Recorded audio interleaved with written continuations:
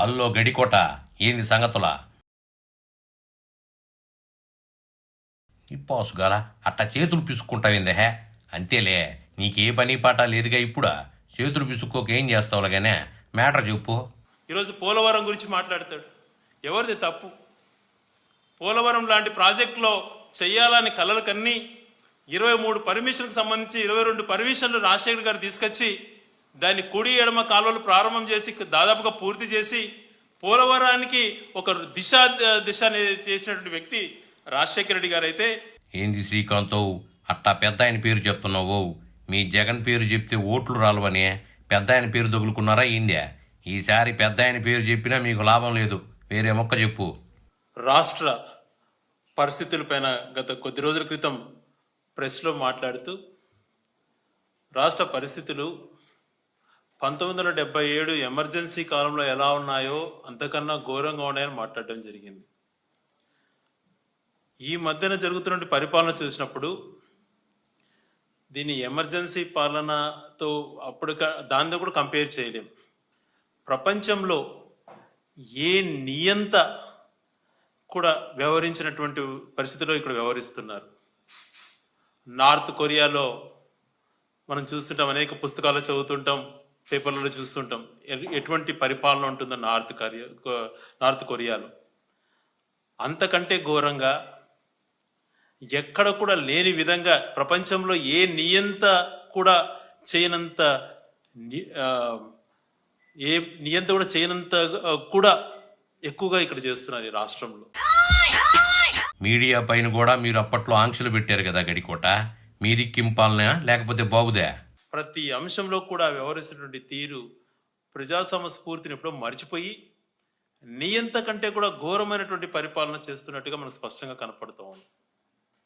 ఈరోజు కొన్ని ఎగ్జాంపుల్స్ తీసుకుంటే, చంద్రబాబు నాయుడు గారు తన పైన ఉన్నటువంటి సిఐడి కేసెస్ అన్నిటి కూడా నీరు గారుస్తూ తన పైన ఏవైతే ఉన్నాయో స్కిల్ స్కామ్ కానీ, ఫైబర్ నెట్ స్కామ్లు కానీ, రాజధానిలో అసైన్మెంట్ ల్యాండ్స్ స్కామ్ కానీ, ఇన్నర్ రింగ్ రోడ్ స్కామ్స్ కానీ, ఇవన్నీ కూడా నీరు గార్చే విధంగా తను వ్యవహరించుకుంటూ తనకు తానే క్లీన్ చిట్ ఇచ్చుకుంటూ తన వాళ్ళకు క్లీన్ చిట్ ఇస్తూ ఆ కేసును నీరుగార్చే విధంగా, ఆ కేసులలో ఇతను ఏం తప్పు చేయని విధంగా తనే జడ్జిమెంట్ కూడా తనే ఇచ్చుకుంటూ చేస్తున్నట్టు వ్యవహారం. ఓహో, బాబు తనకు తాను క్లీన్ చిట్ ఇచ్చుకుంటున్నాడని బాధపడుతున్నావా? కొంపదీసి తనకు తానే దొంగతనం చేశానని చెప్పంటావా ఏందే కామెడీగా? మరొక పక్కన ప్రజాస్వామ్య విలువలను తూడ్చిపొచ్చారు. న్యాయ వ్యవస్థకు సంబంధించినటువంటి జడ్జిలపైన నిఘా వ్యవహరించడం, వాళ్ళని కూడా భయభ్రాంతులకు గురి చేసే విధంగా వ్యవహరిస్తుండడం ఎంతవరకు సమంజసం? న్యాయ వ్యవస్థని మీరేదో గౌరవించినట్టు చెప్తారేంది? అప్పట్లో కోర్టులు మిమ్మల్ని ఎన్నిసార్లు చివాట్లు పెట్టలేదో?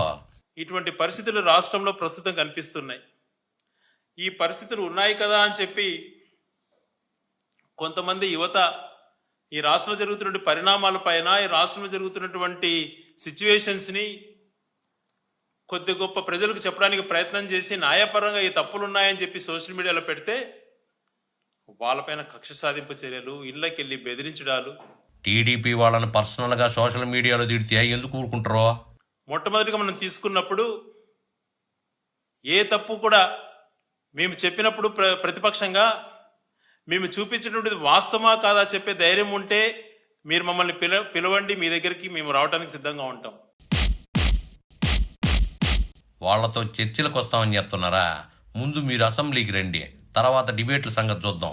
తర్వాత రాష్ట్రం విడిపోయిన తర్వాత ఈయన దాన్ని ఛాలెంజ్గా తీసుకొని ఏ రకంగా పరిపాలన చేయాలి, గతంలో ఆయన 10 సంవత్సరాలు ఉమ్మడి రాష్ట్రంలో చేసినప్పుడు రాష్ట్రం ఎలా అల్లకల్లోలం అయిపోయింది, రాజశేఖర్ గారు ఎలా మరుగుపరిచారు, దాన్ని ఆలోచన చేయకుండా తన 5 సంవత్సరాల్లో ఆయన విధ్వంస పరిపాలన చేశాడు. మళ్ళీ పూర్తిగా 1000 కోట్లకు రెవెన్యూ డెఫిసిట్కి పోయింది.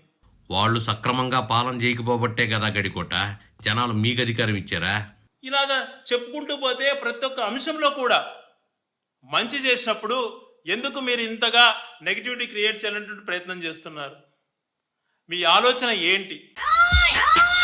రాజకీయాల్లో ఎవరు ఆలోచన వాళ్ళదే, ఎదుటోళ్ళ ఆలోచనలు మనకు చెప్తారా ఏంది?